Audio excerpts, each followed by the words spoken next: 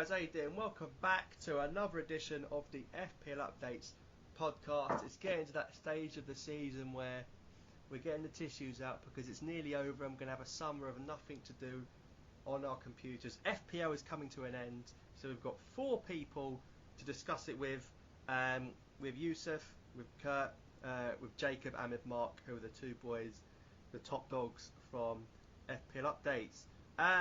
So this is the first time for Mark and Jacob. Just to sum up how your FPL season's gone so far. How's the rank looking? Mine's been all right, to be honest. It was a tough start to the season, but things have picked up now. I'm nearly into the top 5k now overall, so it's been quite a strong end. I never thought I'd be up where I am right now at the start of the season, when I had Memphis Depay in the team and co. So yeah, it's been all right. For me, I've had a mixed season. I had the frustration of dropping down to about 600k in Gameweek 25 or something like that. But I've managed to recover a 70k rank now. Since then, it's been green arrows consistently, which is quite nice. Thanks to, I guess, mainly planning the good use of the chips in double game weeks and banking on having 15 double game weekers for bench boost and things like that. So I'm quite happy with the recovery I've made anyway. So only one game week left. 37's just happened, the last double game week. Let's see how everyone got on, because there was quite a range of things that went on. We had loads of people even triple captaining Andy Carroll, which just looks ludicrous now. We've got some people captaining Van Aanholt. So Yusuf, kick us off. How did 37 pan out for you? It didn't go very well, to be honest. I got 1 point under average, and I used the bench boost as well, so it's been a terrible week for me. I got loads of. I had, like, for example, Gabriel 0 points, Milner, King 1 point, and it's been poor for me. So I used the bench boost as well. Fair to say, it was quite jammy. I scored 104. Jammy stuff like Firmino coming on and scoring, Van Aanholt, Winston Reed scoring a goal. Sometimes you just need that little bit of luck. Charlie Daniels getting 3 bonus points when he did nothing. So I managed to score 104. How did you get on, Kurt? Pretty decent game week. I mean, I've been constantly saying I don't see the point in having all-out attack, and I decided to play it, and it went pretty well because I rested 3 of my defenders, and I think in total they got 4 points between them, as one of them was Alderweireld, one of them was Koscielny, one of them was Simpson. But I captained Payet. I took the risk of getting rid of Kane and bringing Hazard in, and that went well. I got Martial just to sort of level all the books of Price, and he did well. Defoe did well. So in the end, I think I had a strong end to the season. Sounds very good. What about you, Jacob? How did it go for you? Did you use any special chips? I used the bench boost. I used the triple captain back in the other double game week, and I used it on Sanchez, so that was a bit of a relief. And then bench boost this week, it was okay. I was too short of the century, so 98, which was a bit frustrating because I had Cathcart on the bench scoring own goal. So if you hadn't have done that, I'd have been into the century. But I'll take it. It's meant to make you score better, not worse. Yeah. What about you, Mark? I scored a healthy 91. I was really hoping for more, to be honest, because I played my wild card in the week before, and I had 14 double game weekers, only hanging on to Sanchez, who had a single game this week.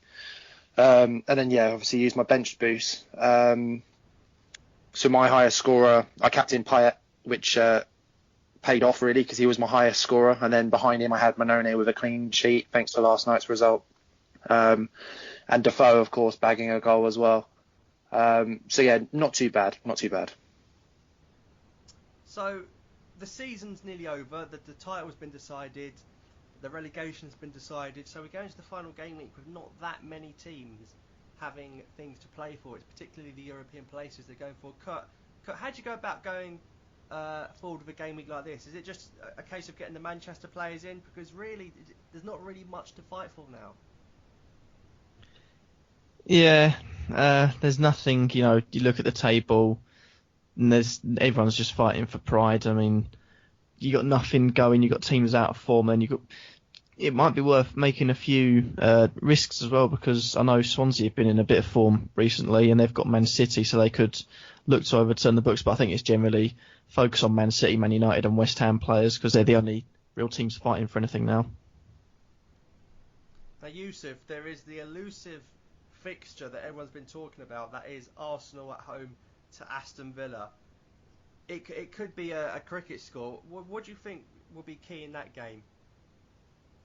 Key, probably get as many Arsenal attackers as you can. Maybe defence as well, defensive wise. You see, I've got a feeling Walcott always manages to do something at the end of the season. And I could see him probably scoring a hat-trick against Aston Villa. Giroud as well.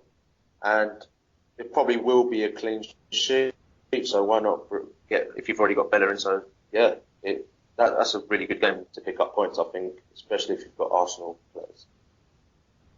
Jacob, do any other fixtures tickle your fancy on the final day? The City one against Swansea. City obviously want to get the Champions League football, and they really need to win, because you would have thought Man United beat Bournemouth at home. So Aguero could be worth a punt, maybe, if you're not going to go with an Arsenal captain, maybe Aguero. Mark, could you see any sort of fringe players looking to prove a point having a good game week? Because we saw players last week like Dwight Gale, for instance. We've seen Iheanacho perform. Is there anyone you think on this last day that will look to sort of play well, whereas their team won't play well, to stake a claim to be in the starting 11 next season? Well, I think we need to think sooner than that. I mean, obviously we had the Euros over the summer, so I think a lot of players will be trying to prove themselves in this last opportunity before squads are picked.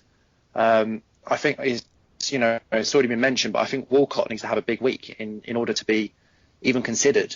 I mean, obviously the injury to Welbeck has done his Euro hopes probably a couple of favours, but I think he still needs to do something. And hopefully for him, he gets the opportunity to do it. I also think that Southampton have got a pretty good fixture in a game against Palace. They always seem to end the season strongly, so I can see that being a pretty good result for Southampton as well. Interesting point there about the Euros coming up. Kurt, we had a little discussion about this before we came on. We said Roy Hodgson was at the West Ham and United game, and looking at Jesse Lingard, do you think he could have a good game at home to Bournemouth? I think it's an opportunity for him. I mean, Bournemouth, they're not got the best defence, and in recent weeks they have conceded quite a few. And we have got a lack of wide players. I mean, you look at the likes of Sterling, and that's all you've got when you think about actual wingers. And Lingard, you could consider in that winger category, so it's a chance for him to impress and maybe get in for the fact, because we've barely got any wingers, it could be a chance for Lingard just to sneak into Hodgson's plans and really impress him. So, Kurt, stay with you here. Looking at those fixtures, everyone playing at the same time, who are you thinking about captaincy-wise? It's tough, because as well as I want to look at the top three, I think for me you've got to look at the fact that Manchester United, they've got Bournemouth at home. I've got Anthony Martial on my team. He had a good performance against West Ham. He didn't play against Norwich due to an injury, but he scored against Leicester as well. And I just feel like I would play it safe and go for Payet, but Martial's in form and he's looking to impress the French boss. Talking about the Euros, so I feel like I'll be going with Martial for this week. Interesting stuff there. I'll be going Payet. I don't think it's that safe a choice because, Stoke will want to finish on a high. They can still finish above Chelsea. Mark Hughes might want the Everton job. He might be wanting to prove a point. What you've got to remember about West Ham in that game is that they don't. It's not. They want to get in the Europa League, but there's a slight twist on it because depending on where they finish, they're going to have an issue at what stadium to use for the Europa League. So say they get in like the second qualifying round, they may actually have to play in. Well, at the moment it's going to be in a park because the bowling ground will be knocked down, the Olympic Stadium won't be ready. So they really need to win that game, or it could get awkward. We don't want to be playing at White Hart Lane. So I'm going to go for Payet. Yusuf, who's your captain going to be? I've got a feeling Alexis Sanchez for captain because it's against Aston Villa. It's at home. I know Arsenal haven't been brilliant at home. They haven't impressed their fans. But Sanchez, he looks like he's been scoring every game, picking up the points, and it's against Villa, so you never know, he might score a hat-trick. But do you think Wenger will still play him? Do you think, or maybe he'll give some youngsters a chance? He might want to rest Alexis ahead of the Copa America. I'm not sure because I haven't really seen Wenger being someone who brings on youngsters apart from Iwobi and possibly someone else.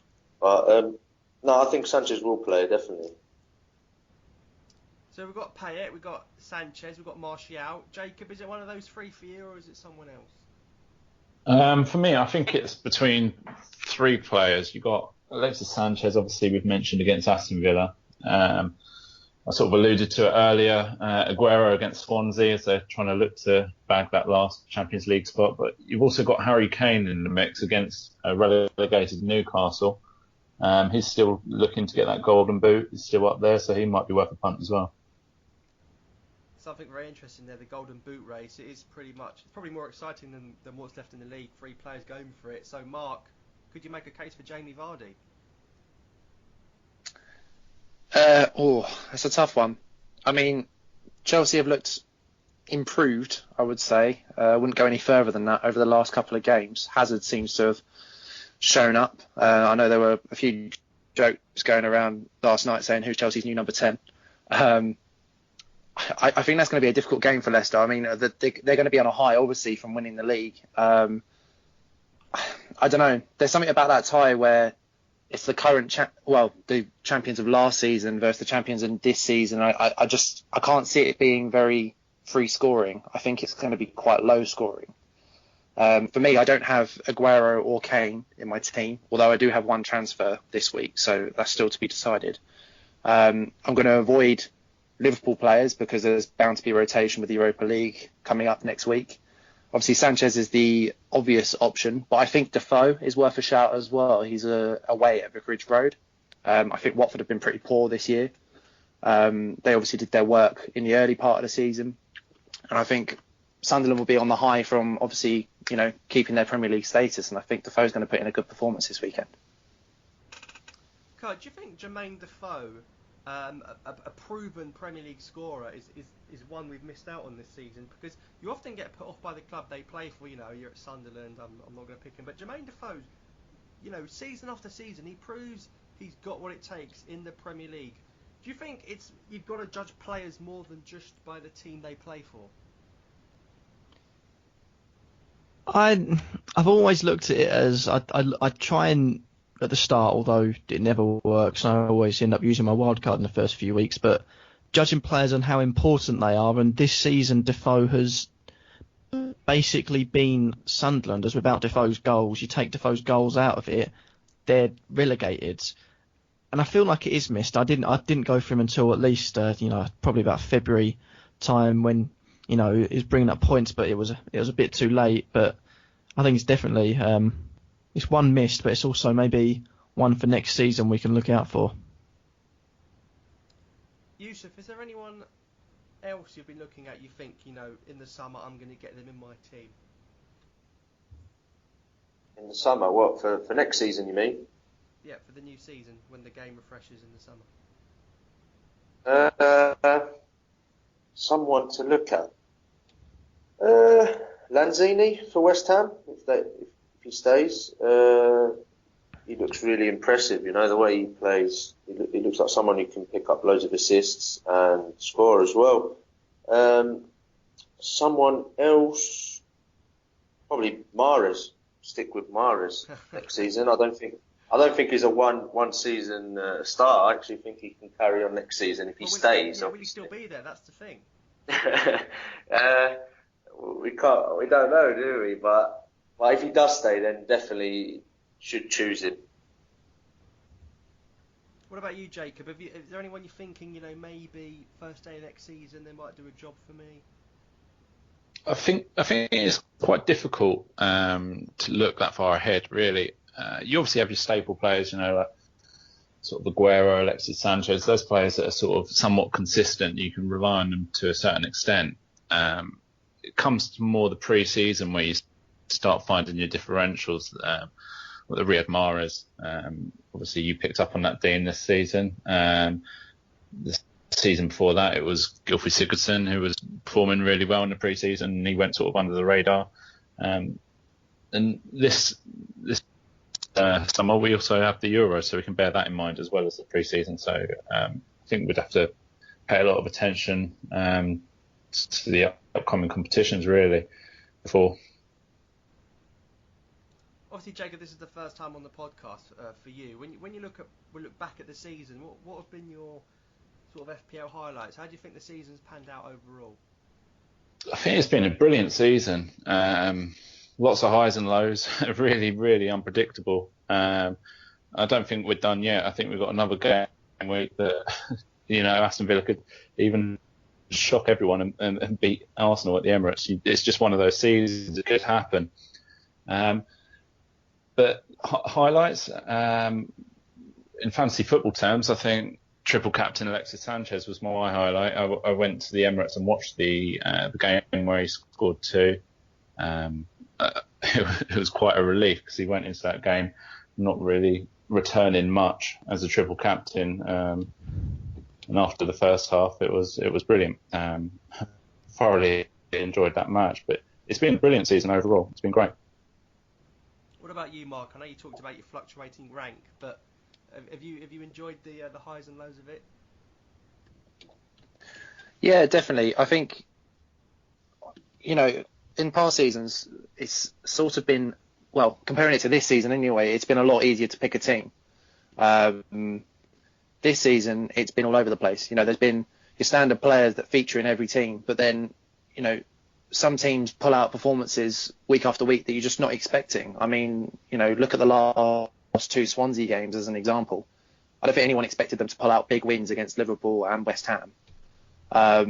Leicester winning the league is the obvious surprise of the season.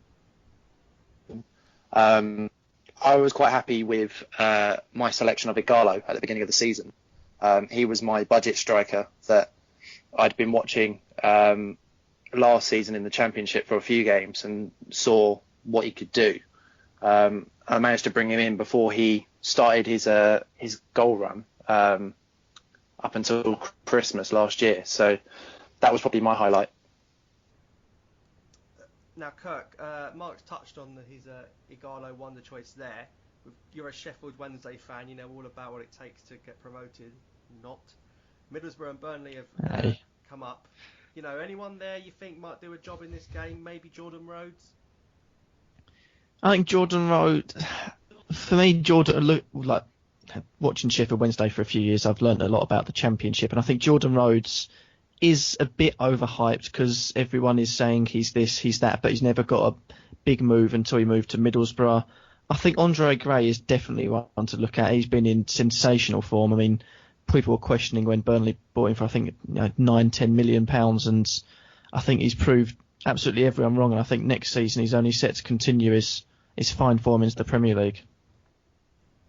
Jacob, Mark talked about Igalo there. Do you think when you look at stats of a player in a Championship, do you think they're misleading because the league's perhaps easier, or do you think they are representative of the player and the abilities they have? Obviously, to a certain extent, they will be representative of the player, but they can be misleading. One of the ones I fell into the trap of was last season with Burnley. I brought in Kieran Trippier. He had a tremendous number of assists in the Championship, and when it came to the Premier League, he didn't return anything like what he had done in the previous season. So it is quite difficult to pick up someone who will start straight away. At the start of this season, we were all looking towards Deeney, and not many were going towards Igalo. Many were looking at Callum Wilson as well. Again, ignoring Igalo, who was the one that scored the most points. So it is somewhat misleading, but it is good to get an idea of what's about there, and it also depends on their price as well in the game. So yeah. Dini and Igalo both in double figures now, going into the final game. Yusuf, of course, people still have leagues they're competing in. They want to win them. You're not going to win yours though. Going into the final game week, any differentials you think we should be looking at? Perhaps Troy Deeney though seems to be picked up on a lot now. Any differentials you think in 38? Not the obvious ones.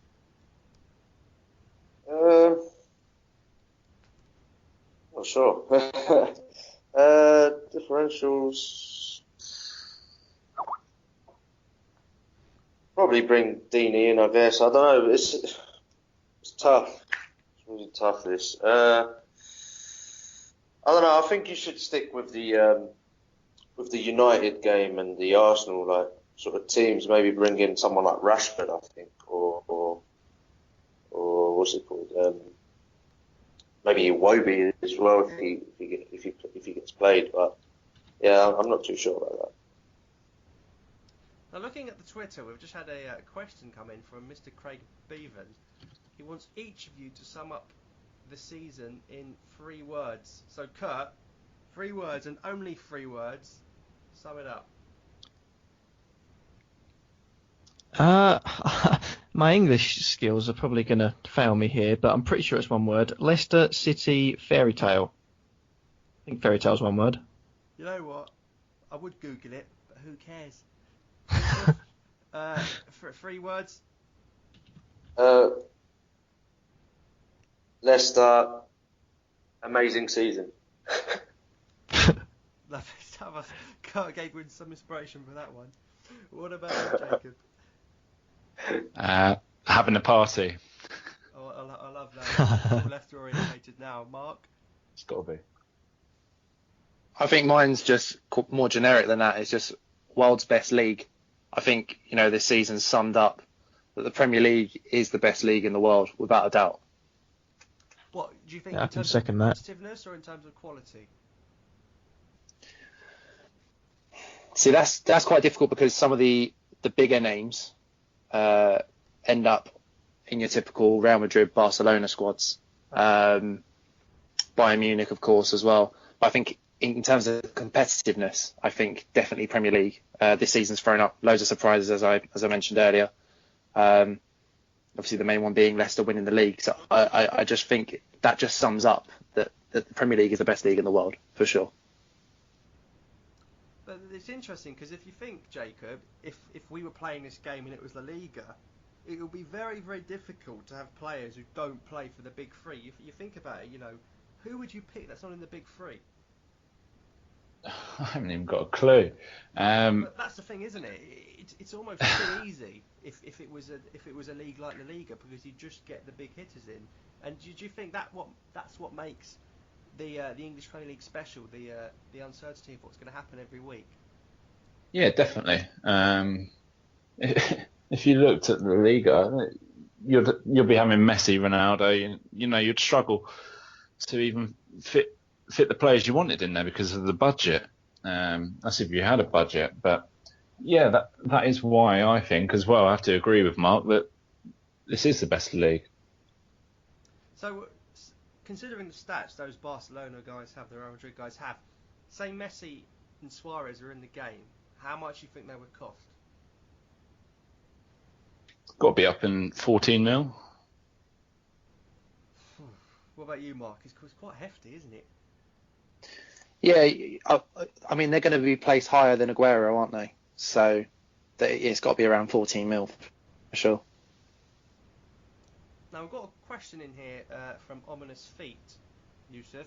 What have the chips, the new chips in the game, taught you for next season?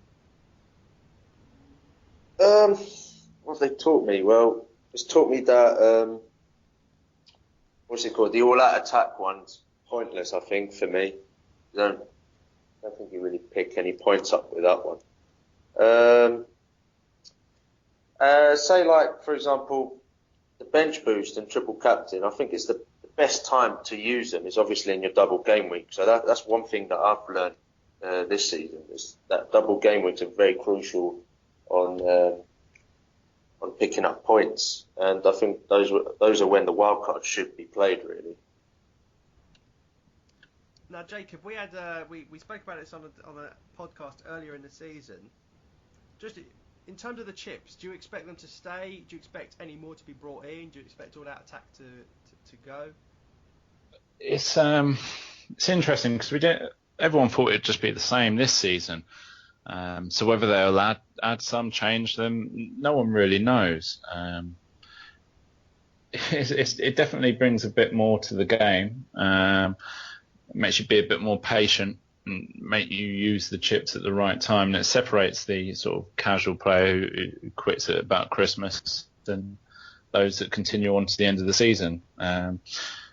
So yeah, I don't know. They might change it. They might bring new ones in, but I have to agree with you, Sif. The all-out attack, you end up benching defenders that keep clean sheets, and it didn't really work out for me. I think I broke about even, but I have seen some where they've benched defenders that have scored, and so yeah, it is a bit difficult. We've got another question in here from Andy Dooner, Mark. And he wants to know, Mark, thoughts on Shane Long in for Defoe this weekend? That's an interesting one. I mean, I can't see Defoe being rotated. I imagine he's going to start. And as I said earlier, I think Watford haven't been at the races this year. I think it's a golden opportunity for Sunderland to finish the season on even more of a high and create more of a gap between them and their relegation rivals. But as I said as well, Southampton have got a brilliant game in, they've got Palace coming to visit them, and Southampton's end of season form has just been formidable. Like their performance against City, just unbelievable. Mane is just ridiculous at the end of the season. Tadic has been putting assists in for fun. So I think with those two players sitting behind the strikers for Southampton, Long is definitely a viable option for sure. I think if you've got a transfer and you've got nowhere else to play it and you want to use it, then that's definitely a good option to take. Kurt, do you expect Southampton to keep all their players? They have a history of selling everyone every summer. Do you think they can hold on to them this time?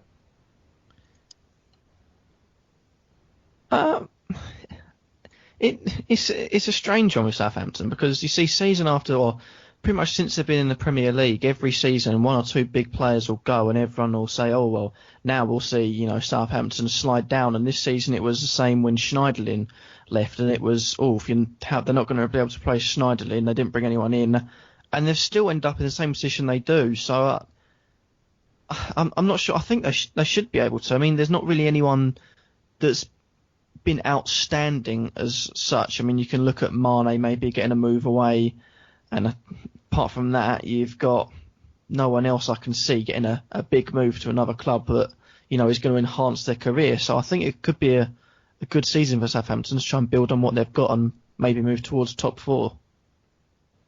Now, Jacob, we talked about the chips and the changes coming in from last summer we had no idea about. Kurt talks about Schneiderlin there. Defensive midfielders on this game simply do not get the recognition they deserve. Could we see a change in the point system, do you think, for the defensive midfielder? Considering this season, when you look at a player like Kante, who's on the PFA shortlist, on the game, to put it bluntly, he's been useless in terms of points. Do you think they will do anything for the defensive midfielders?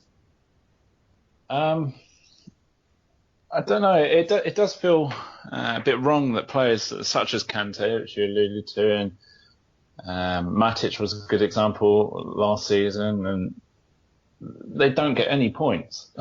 As you say, to put it bluntly, he has been useless, yet he's been one of their best players.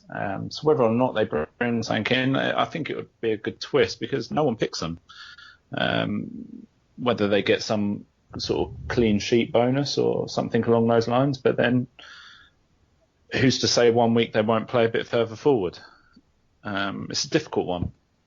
I think I saw one thing at the start of this season where I'm not sure what exactly it was, but they said they changed the bonus point system for goalkeepers, because you look at goalkeepers from last season, the amount of bonus points they got, it was very few, and then this season you've seen keepers get you loads and loads of bonus points. Maybe a change so that defensive midfielders that do get the interceptions in get a few more bonus points, each season. Well, of course, goalkeepers get points for saves, don't they? Do you think they should give them to defensive midfielders for interceptions, Kurt? It's a possibility, but I think then you've got to add tackles in for defenders to make it fair. You've got to add maybe shots in for strikers, passes in maybe for midfielders, for everyone, and then the points just go up and up and up. And I think it might get a bit out of hand, to be honest. Fair enough. Yusuf, got another question in here from rcamp10, who would like to know. Well, he's 42 points behind his mate in first place. What is the best approach for him this weekend? Best approach? Well, basically, his mate? Well, one thing would be is looking at the players he's got, seeing what the fixtures that who they're up against. For example, Chelsea, Leicester. You try and not have those players in because it's going to be a tough game. You should look at the games that we've been talking about earlier in the podcast. For example, Arsenal, Aston Villa, and possibly see who you can captain. Because say someone like Sanchez manages to score assists and picks up loads of points, and you captain him, and your mate doesn't, you could end up overtaking him. So it's obviously looking at those sort of players. Now we're going to end with a question I'm going to put to everyone. In terms of on the game, we'll start with Kurt. What has Leicester winning the league taught you about your FPL decision making?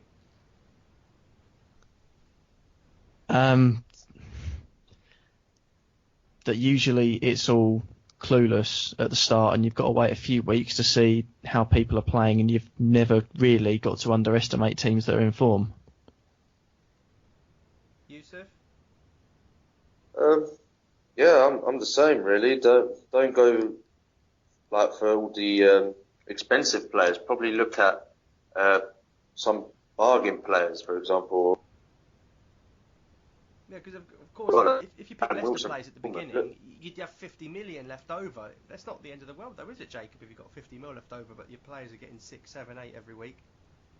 No, definitely not. My issue was I just didn't jump on the Leicester City players early enough. I got Mahrez, but that was probably maybe game week 4 or 5, and I didn't get Vardy until it was about when he broke the record. So I sort of lost ground a little bit there. I made it up, but you never know, I could be winning the game right now if I jumped on Vardy. And finally, Mark, Leicester winning the league, would that change your approach going into next season? Yeah, I think so. I think the hardcore FPL players, such as ourselves, I think we maybe become a bit stubborn in terms of we know the game, we know who's going to perform, we predict the results, but it's not always about reputation of the team. I mean, I didn't jump on Vardy until probably his last goal in his consecutive goal run that broke the record. I was stubborn, and I was stubborn with a lot of Leicester players, to be honest, because I thought, it's not right because it doesn't match reputation. I think you don't want to go too early, so you're jumping on the bandwagon, but you don't want to go too late because then you're being stubborn about reputation. I think you've got to go with form. That is the key number one rule, I would say, in terms of FPL. Very true indeed. I think nearly everyone was waiting for them to capitulate, for it to end, but it simply did not. That is going to conclude the podcast of this week. My thanks to Mark, Jacob, Yusuf and Kurt for coming on. Cheers, guys. Thank you. Thank you. Thank you. And thanks for listening, guys.